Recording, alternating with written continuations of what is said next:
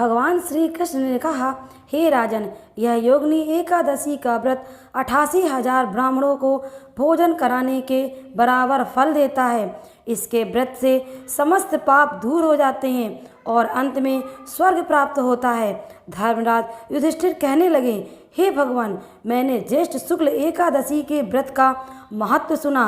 आप कृपया आषाढ़ कृष्ण एकादशी की कथा सुनाइए। इसका नाम क्या है, महत्व क्या है, यह भी बताइए। श्री कृष्ण कहने लगे कि हे राजन, आषाढ़ कृष्ण एकादशी का नाम योगिनी एकादशी है।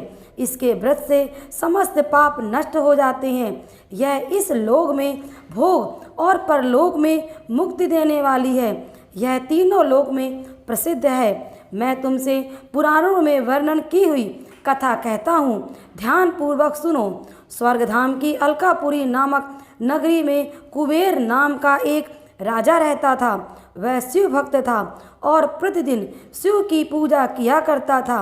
हेम नाम का एक माली पूजन के लिए उसके यहाँ फूल लाया करता था। हेम की विशालाक्षी नाम की सुंदर स्त्री थी। एक दिन वह मानसरोवर से पुष्प तो ले आया, लेकिन कामासक्त होने के कारण वह अपनी स्त्री से हास्य विनोद तथा रमण करने लगा। इधर राजा उसकी दोपहर तक राह देखता रहा। अंत में राजा कुबेर ने सेवकों को आज्ञा दी कि तुम लोग जाकर माली के न आने का कारण पता करो, क्योंकि वह अभी तक पुष्प लेकर नहीं आया। सेवकों ने कहा कि महाराज, वह पापी अतिकामी है, अपनी स्त्री के साथ हास विनोद और रमण कर रहा होगा। यह सुनकर कुबेर ने क्रोधित होकर उसे बुलाया। हेममाली राजा के भय से कांपता हुआ उपस्थित हुआ। राजा कुबेर ने क्रोध में आकर कहा, अरे पापी नीच कामी, तूने मेरे परम पूजनीय ईश्वर के ईश्वर श्री शिव जी महाराज का अनादर किया है। इसलिए मैं तुझे श्राप देता हूँ कि तू स्त्री का वियोग सहेगा और मृत्युलोक में जाकर कोढ़ी होगा। कुबेर के श्राप से हेममाली का स्वर्ग से पतन हो गया और वह उसी क्षण पृथ्वी पर गिर गया। भूतल पर आते ही उसके शरीर में श्वेत कोढ़ हो गया। उसकी स्त्री भी उसी समय अंतर्ध्यान हो गई। मृत्युलोक में आकर माली ने महान दुख भोगे। भयानक जंगल में जाकर बिना अन्न जल के भटकता रहा। रात्रि को निद्रा भी नहीं आती थी, परंतु शिव जी की पूजा के प्रभाव से उसको पिछले जन्म की स्मृति का ज्ञान अवश्य रहा। घूमते घूमते एक दिन वह मार्कंडेय ऋषि के आश्रम में गया, जो ब्रह्मा से भी अधिक वृद्ध थे और जिनका आश्रम ब्रह्मा की सभा के समान लगता था।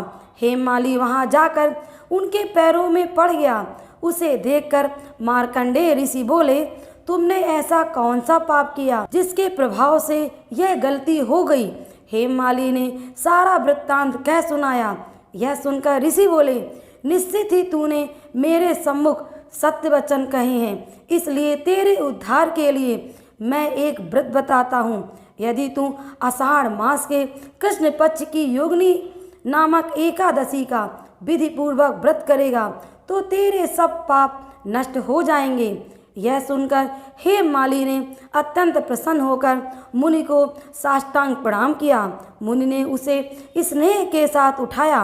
हेममाली ने मुनि के कथनानुसार विधि पूर्वक योगिनी एकादशी का व्रत किया। इस व्रत के प्रभाव से अपने पुराने स्वरूप में आकर वह अपनी स्त्री के साथ सुखपूर्वक रहने लगा।